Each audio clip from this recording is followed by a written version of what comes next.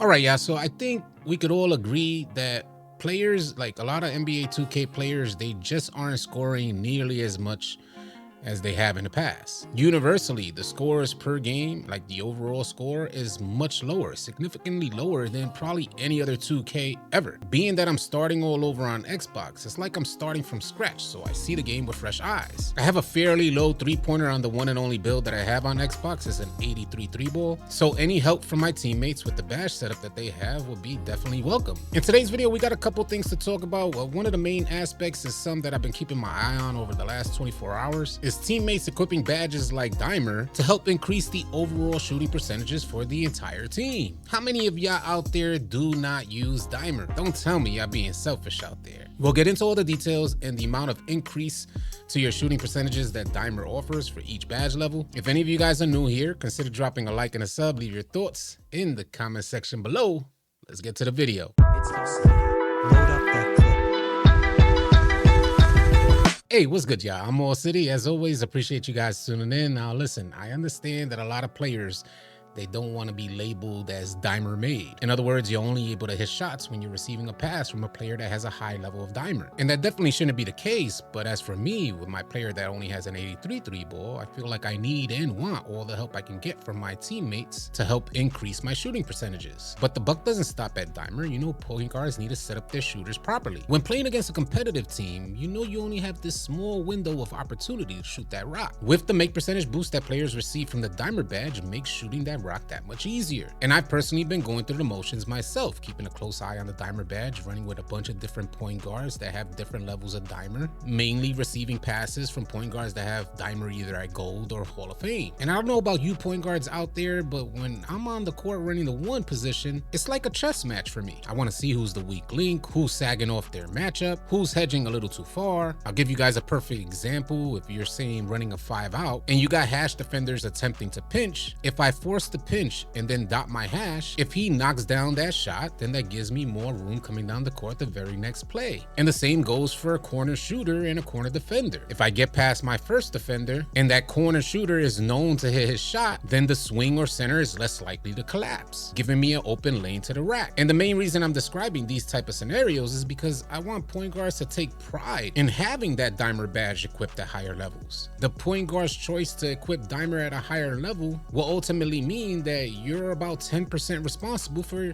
your teammate knocking down that shot. And 10% responsible for him knocking that down is being modest when considering how you go about setting up your shooters. Now, I'm not trying to talk to you, I'm trying to talk with you. So if y'all agree with what I said, please sound off in the comment section below, because I know there's not a lot of point guards who take pride in the position they're running. All too often, we run into those PGs who think that they gotta carry the team. And most point guards believe that the way in which they carry the team is by scoring. But as a point guard, if you're giving out good dots, then that will ultimately lead to more shot opportunities for you. The player that I have on Xbox is a swing type of position. And oh Lord, I tell you, sometimes with certain point guards, I feel like I'm damn near about to take a nap. Lucky if you get a couple touches per game. Trust me, I know the feeling. I respect the 5 out, I respect the pick and roll, but I think point guards need to gain a greater appreciation for your teammates having the discipline to just stay still, giving you point guards enough space to properly conduct the offense. And I feel like that stuff needs to be rewarded. If you want your teammates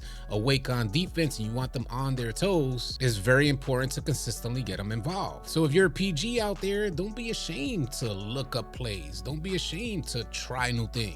Put your teammates in motion and give them different vantage points. Those are just my general thoughts to accompany these stats that we got for the Dimer badge. Now, the good folks over at NBA 2K Lab ended up running some tests on the Dimer badge. They were able to get us the percentage increase that you guys will receive when you're receiving a pass from a player with Dimer, and they also played Mythbusters. Before we pull up those stats, NBA 2K Lab's test revealed that the Dimer badge does not increase your passing speed. Another myth that 2K Lab's test busted was that it does not give you cleaner catch animations. And one other myth that 2K Labs test busted was that a shooter receiving a pass from a player with a high level of Dimer does not speed up your shot. There were no instances that shooters received a faster or slower shot dependent on the level of Dimer that the PG had. Before we pull up the stats for the Dimer badge, I want to let you guys know a couple things. Firstly, if you want the best jump shot, I highly recommend that you guys join NBA 2K Lab Premium. If you're struggling out there shooting the rock, NBA 2K Lab got you covered through these tests that they consistently run throughout the year. They'll get you guys right and set you up with the perfect base along with the perfect releases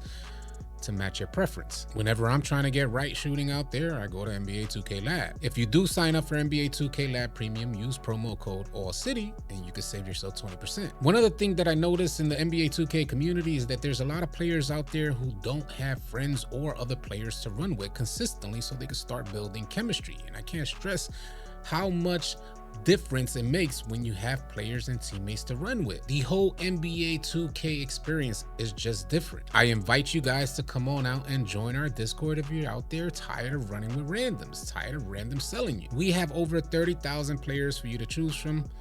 I'm sure you find some good people to run with. The link for Discord will be in the description below. Join today. All right, so now we pull up the test results from NBA 2K Lab for the Dimer badge. At first glance, looking at the graph on the right side, it may seem a little underwhelming. But what I personally like about the Dimer badge is that it expands your green window. So what was once slightly early or slightly late, it's now green. To start off, even if you have the Dimer badge equipped at the bronze level, you're giving your teammates a 2.25% boost to hitting their shot. At the silver level, that number jumps up to 3.58%, but you begin to see a significant difference with the remaining levels. At gold, you get a 5.16% boost to your make percentage. As you guys see, at Hall of Fame, you get a plus 7.25% boost, and at legend, get damn near a 10% boost to your make percentage. In a game that seems to be designed to make you miss, these type of boosts to your make percentage become that much more impactful. And by the way, all this information along with a lot more is on NBA2KLab.com. Again, don't forget to use that promo code AllCity. I'm hoping that this video persuades a lot more point guards to consider equipping